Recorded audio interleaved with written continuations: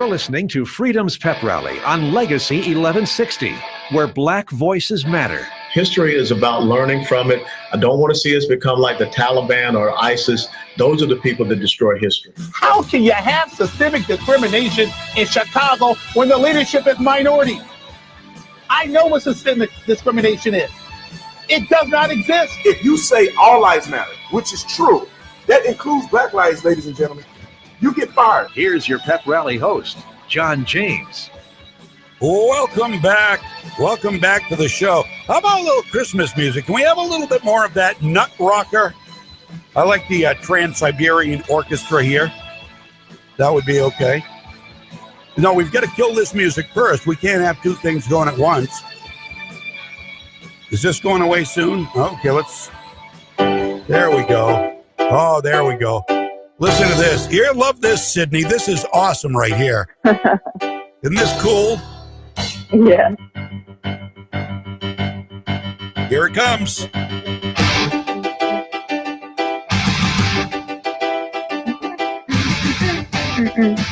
That's good stuff. I like non-traditional Christmas music. Merry Christmas, Sidni Standard. Welcome back to the show. It's great to have you here. Thank you. Great to be here. And Merry Christmas to you and everyone listening. Oh, that's great. Now, are you in New England? I knew you went to school in Mass, right? Yes, I did. And I grew up in New York. I'm in New York right now. Oh, you're in New York. Okay. We have a listener. Yeah. Anywhere near Rome? No. Oh, you're in the city? I'm close. I'm like Westchester County, so lower New York. Okay. We have a listener who calls in often from Rome, New York. So I didn't know if you were anywhere. I feel like that's upstate. Yeah. Probably upstate. Yeah. Yeah. Well, Sidni Standard is you're a YouTuber primarily, but you're on other platforms as well. And I was saying leading up. In fact, I played the audio from your video. I think it was the first one you did about Walk Away. Oh yeah. Where you talked about your college. So long ago. How long ago? That was in July, wasn't it? Yep. Yeah. Now, how long ago did you actually walk away from the Democratic Party? Let me back up a little more and say, did you walk away from the Democratic Party, or did the Democratic Party walk away from you? I would say they walked away from me, but also I kind of really was never politically active. And then all this stuff was happening in 2020. I think a lot of people had a great awakening as to what's going on.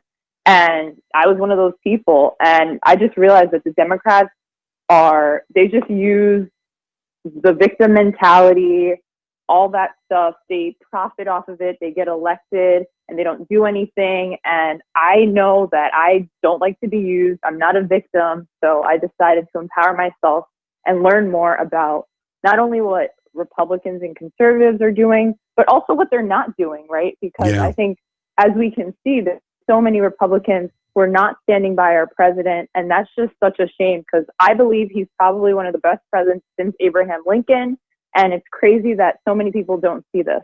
That's interesting you say that, because I've heard other people saying that as well, and it's amazing. It's an amazing comparison, and he is sort of at a place like Lincoln was, in that Lincoln declared martial law. I don't know if a lot of people know that. And this Michael Flynn has called for the president to do that. Where that will ever go, who knows? But this is a very interesting time, Sidney, to be sure. Definitely. I'm happy I'm alive. Yeah, no kidding. I know. I know this is a very pivotal time for us, and a very historic time, too. Now, Sidni Standard is who we're talking with. You can see her on my Facebook page. We're also on Right America Media. I posted a video there, and at American Women Who Bear Arms, and of course the Legacy page as well. And you went to school in Boston, right, or near Boston? I went in Western Mass in Northampton. Okay, so you were indoctrinated. I mean, you would have grown up a Democrat, right? Your family was Democrat. Yeah, I grew up in a very blue area, very liberal area. And, I didn't grow up in an area where it was like primarily black or primarily white. If anything, it's probably more primarily white.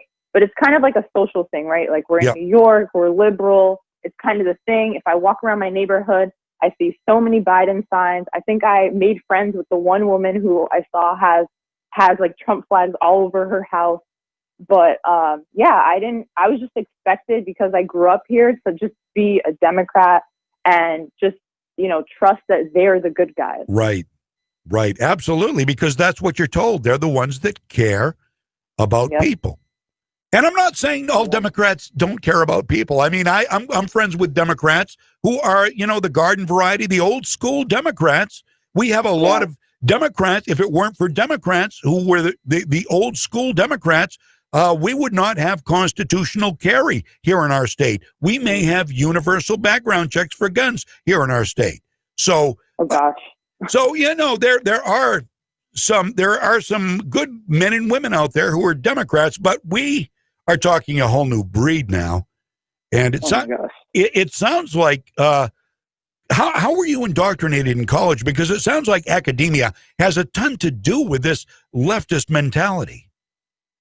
Oh, it definitely is. And honestly, I went to a women's college. So I went to I'm putting quotes in my room right now, but it's like an elite college, right? I went to Smith College, which is a women's college. So when you go to these schools, they teach you feminism, basically. They teach you to hate. And I think feminism, if you're saying, oh, okay, we should look at men and women as equal, like in ability to accomplish their dreams. Sure. Amen. I'm for that. Amen. But if you're looking at feminism like we should hate men, we should tear down the family, we should, we should just get rid of a whole population like that, I have a huge problem with.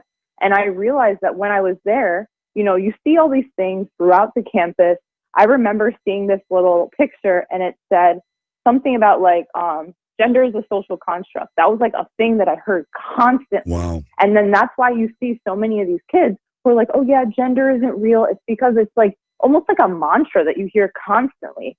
And you really have to disconnect. You have to heal. I think they take advantage of the fact that so many college students, have a lot of mental issues. I think in general in America, there's so many mental issues. That's why we see this opioid epidemic. People are unhappy and they're turning to substances, turning to, whatever they can to distract them from their misery. And I think it's a sin of our, not only the officials, but also our media. I think our media distracts people and says, hey, go out and buy these flashy things and forget about your problems.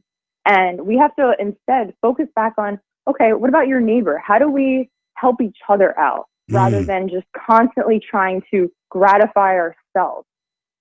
Absolutely. Boy, there are a million questions I've got to ask you. But I want to kind of take things in order. Next question I wanted to ask you is, now you cried, or I'm not going to say you cried. You were upset. Others cried around you when Hillary lost the election. So this is 4 years ago, and you were upset by it. Yeah, I mean, I definitely cried. I will not deny that. But because I was at a women's college, I was a senior there. And the day after the election, I actually went to Boston to protest the rightful election of our president because I didn't understand. I was in such a bubble at my college campus. And I think that's another thing. These college campuses, they are bubbles. They're echo chambers. So I was so convinced being in my bubble that Hillary was going to win because I hadn't gone outside of my school. All I was hearing is what all the people around me were saying. And this is the thing, if you introduce an idea to someone, all they hear is all the people around them saying the same thing, they get delusional and they get upset. And I think this is why we see so many of our young people going out there and marching with BLM, which is burn, loot, murder to me. Wow. And they're burning down things. And it's just sad, honestly. So was your transition after you get out of college, or did you actually start thinking, this isn't right? I'm going to make the change now. And was it before you graduated? I mean, did your friends in college know that you decided, hey, I'm leaving this ideology and learning? It took me, honestly, John, about 2 to 3 years to heal myself from all that. Wow. Yeah. Wow. What a process. How brave is that, though, to actually stop and think, well, maybe all I've been told, all I've been hearing isn't right, and to do your own research. What would you say to people? I'm not just talking about black people, but white people, any people who follow this ideology of, the government should control us. The government has the right to infringe on our freedom of speech, to take away our Second Amendment. The government should be in control, and they love the socialism. And this obviously is not a winning recipe by any stretch of the imagination. How do you talk to people? And have you actually successfully talked to people and changed them? And if so, how? Well, I think the best way that you can change people is literally just by you living out your own experience and then seeing it in real time. Because I was, for a moment in time, or for a few moments in time, I was trying to change people, and I realized that it was only making me more frustrated. So the more that I focused on myself, and then people saw that growth within me, people recognize, a light in someone, and they're like, man, how did this person get there? And then they ask you questions. And I think the biggest part about that is you kind of have to die to yourself. So I really had to go through a massive humbling. I had to kind of kill my ego in a sense, because if you think about it, there's so many people, especially, and this brings me kind of to the article that you shared with me. I think that, and I'm not speaking for all Black people or anything like that. I don't think any person can speak for all. Right. And Absolutely. I know you know that. Right? Absolutely. So I think the issue with a lot of Black people is that there has been this big ego built around this fact that, like, the white man is keeping Black people down. And so many people, they can't even see that that's not the case. They can't see that we live in the most free nation in the world, and that Black people here, I don't know the exact numbers, but if just Black America was a country, it would be like the 23rd richest country in the world. Like, don't quote me on that, but it's some number like that. And it's just the people who are not doing well, it's because they're not seeing that they can do better for themselves. They're not recognizing that if they want to make their life better, learn to budget and save, learn a new skill, like, look at what your politicians are actually doing. Like, you have to, but if you have the white boogeyman as the reason why, then you don't have to do anything. You can be lazy about it and just complain. And I think right now we're at a time where the people who are complaining and not doing anything, they're kind of going to be left by the wayside. So it's like you can only help people who want to help themselves.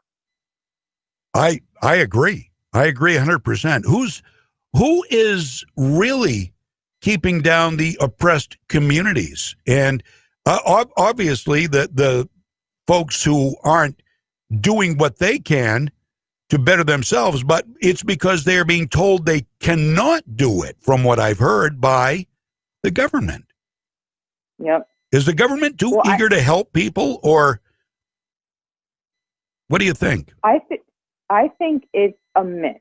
So I think, yes, the government is definitely to blame in some regard, but I also think that there are many Black people, especially a lot of the people in these districts, they're Black Democrats, right? So I think if, these people must be self-hating in a sense, right? Yeah. Not wanting to see their own community do well. So instead of helping their community, they're profiting off of it and selling these communities out. And a lot of these people, they're not waking up and seeing what's really going on, because, again, a lot of people, they're so stuck in their situation that they can't even see out. So it's really these corrupt people, these evil people, honestly, who are just taking advantage of these people, because there is money, it seems, in Black people being down, in not just Black people, but in certain communities throughout the country being down, being in an impoverished state. Wow, that is so smart. Sidni Standard is who we're talking to, part of our Black Voices Matter series, and you were just You're so much. You're so good to talk with. I mean, you're so smart, and you're so eloquent. That's why I love watching your videos. And I knew you'd be great with this. And I hope we can have you back more often. Next question I've got for you is, who is causing the violence? Now, I loved what you said about BLM. I was going to ask you, what do you BLM, Black Lives Matter? And of course, that phrase was used as the name for the organization Black Lives Matter, Inc., because it's not really anything anybody who is not racist can argue with. You can't argue with Black Lives Matter. However, it goes much deeper than that. It goes down to the Marxist roots of the organization. Yep. And what do you see as is their purpose, and how are they hurting the real cause for Black Americans, Sidni?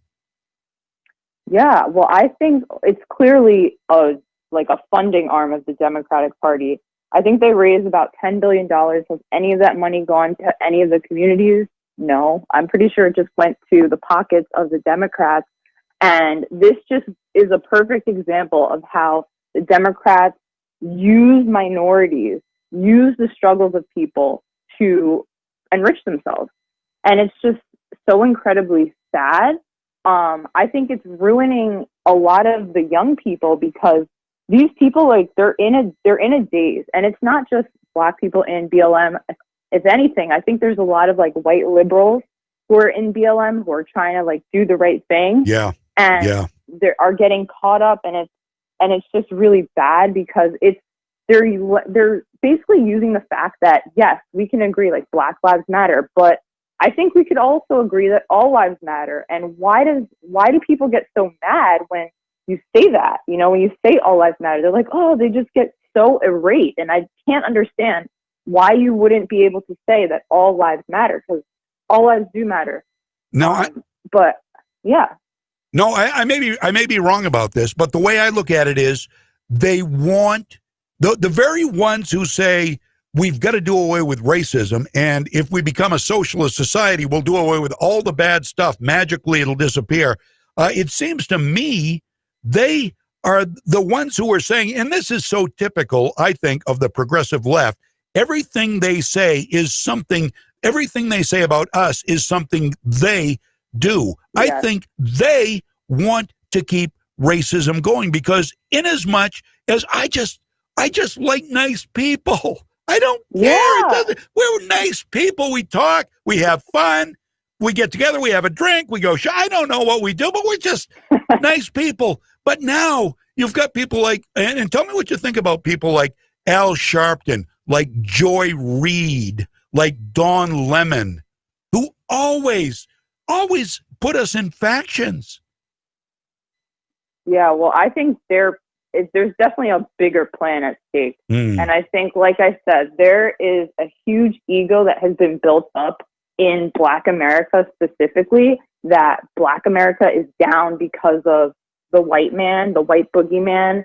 So obviously they're going to have to keep that up in order to continue to get paid and to continue, because they're getting, the reason that a lot of these organizations still thrive is because of the fact that there is this quote unquote division that they're manufacturing, that they're projecting onto all of us. And, now we're sitting here saying wait, are we crazy? I go out to the store, I say hi to my neighbor, everything's fine. And yet on the TV, it's saying that there's all this racism and it's crazy in America. And diversity and inclusion is a huge industry in this country. So if racism goes away, there are going to be a lot of people out of jobs. There you go. So I really think there's a financial incentive behind it. That makes so much sense. It does. It's a business. It is a very lucrative business. And if it goes away, you're right. People, I mean, what would the likes of Al Sharpton or some of the Joy Reid do? I mean, I get mad watching these people thinking they're dividing us. In fact, I can't remember where it was. I was reading or listening to, Joe Biden's a good example. You heard him on with the Charlemagne the God saying, oh my God. Yeah, I mean, what is that? If you don't know if you're going to vote for me or Trump, you ain't black. I mean, why? Why would you say that? I mean, we're people. We're electing somebody to lead us. Why is this a black and white issue? And was that not racist? It was.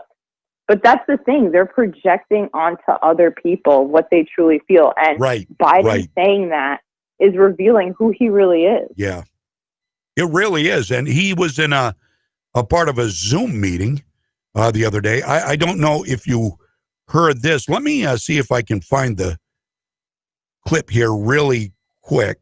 Okay, here it is. This is from a Zoom meeting. He had a bunch of civil rights people on, and he was in a Zoom meeting. Among them was the Reverend Al Sharpton, and I'm just going to play you the first line because this may be very telling. This country is doomed.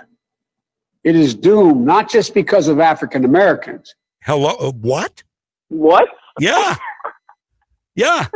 That's crazy. So this is more recent. I mean, but this is Joe Biden. Joe, I don't know where I am. I don't know my wife from my sister Biden. It's like just another day. It's another day for Democrats.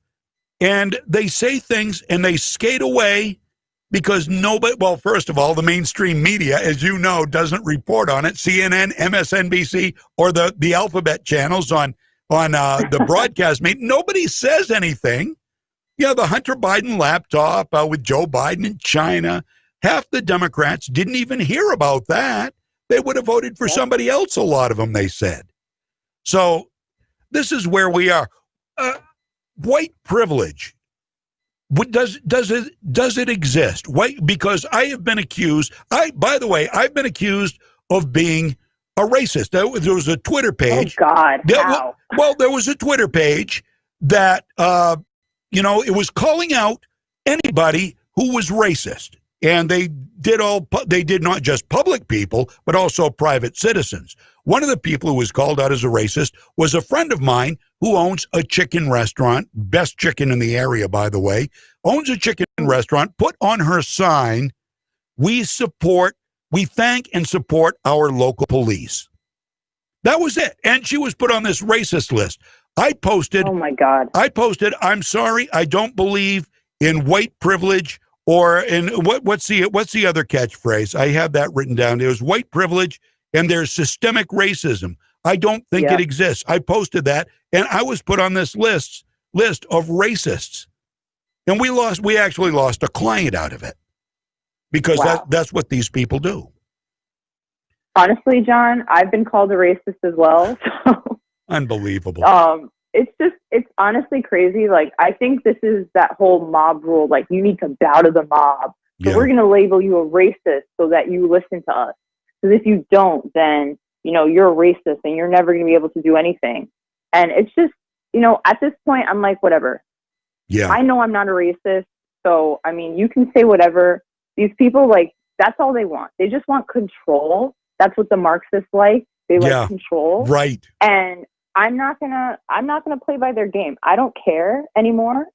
I love it. So I love it. Yeah, they're just miserable people. They want other people to be miserable. They want us who are happy, who care about our families and our businesses. They want us to be upset and go burn stuff down.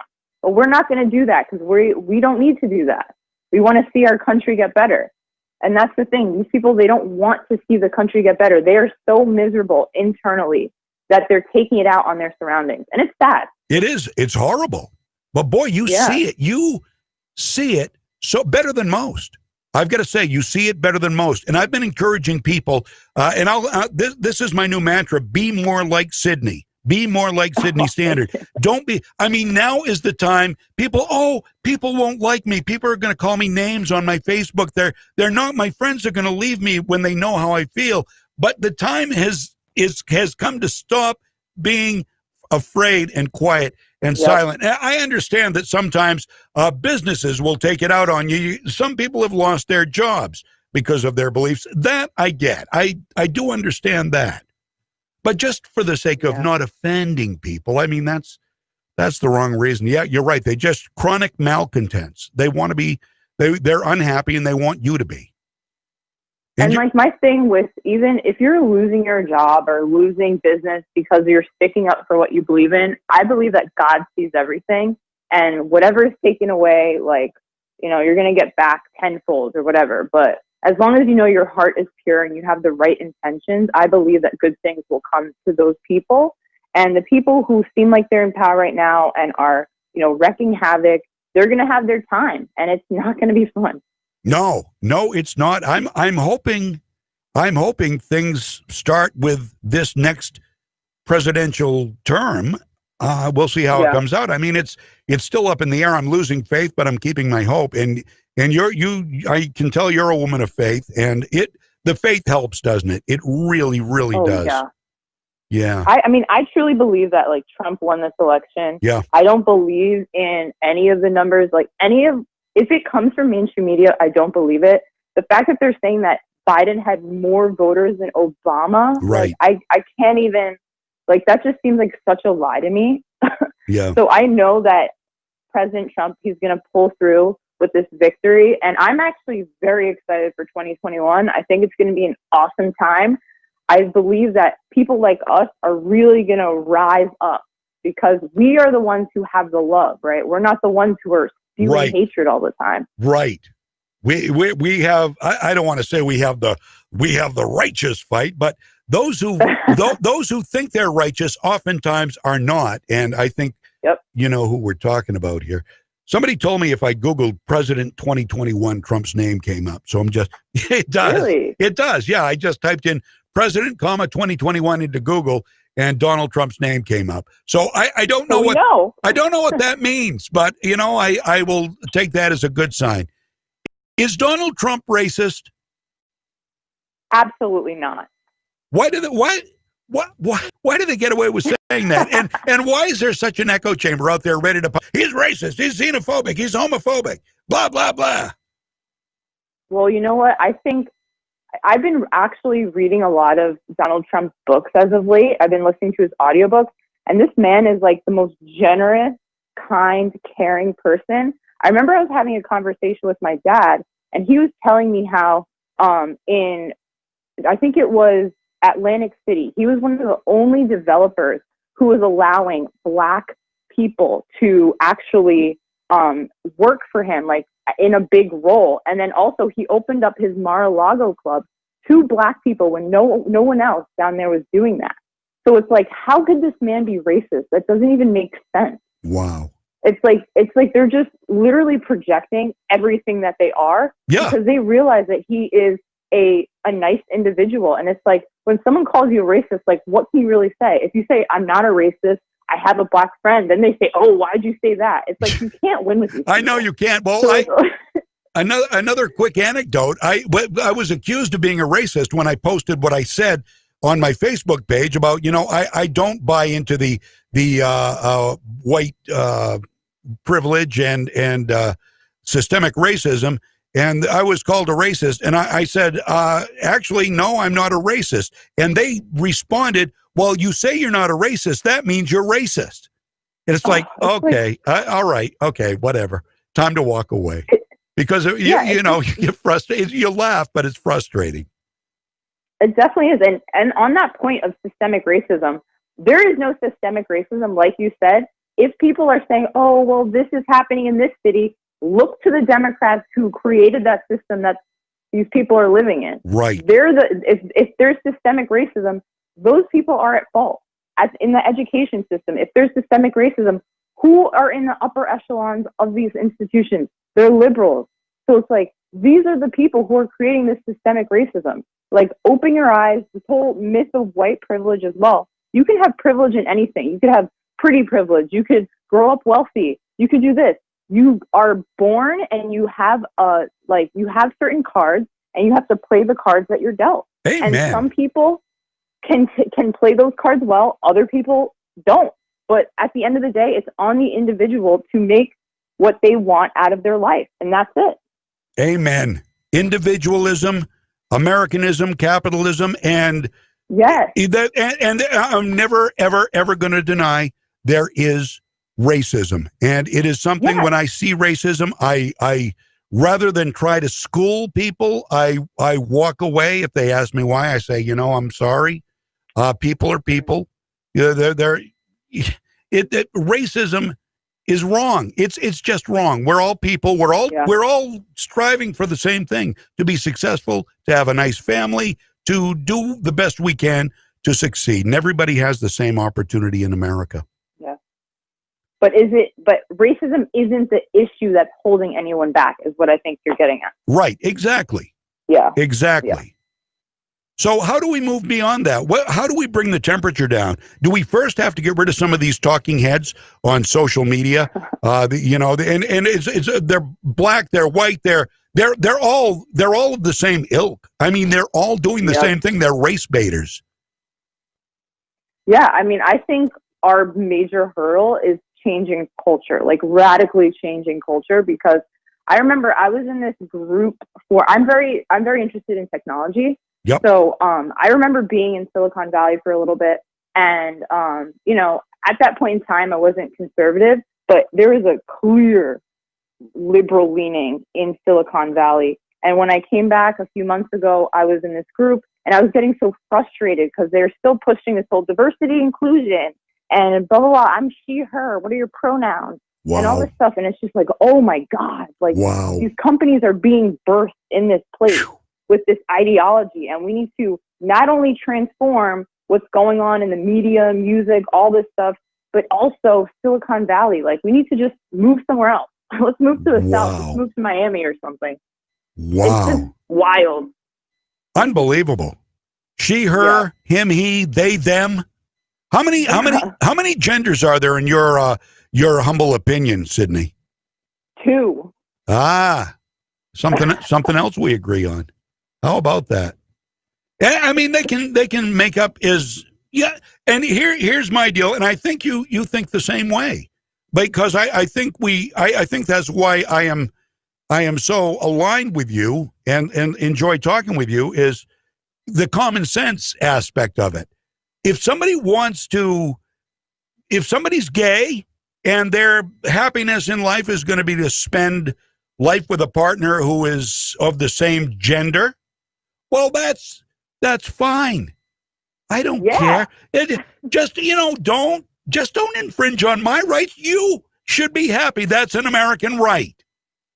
But when it comes to, and this is another anecdote I use, and I'm taking a chance here. I don't know how you feel about this. I'm guessing because I think I know you.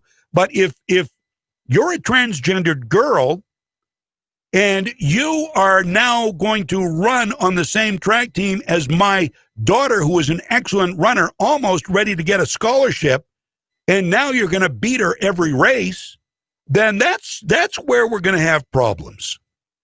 I have a huge problem with that. Yeah. I think it's just like, if you wanted to race, stay a boy. Right. Yeah, exactly. And race in your lane, because you have testosterone. That's not fair. Exactly.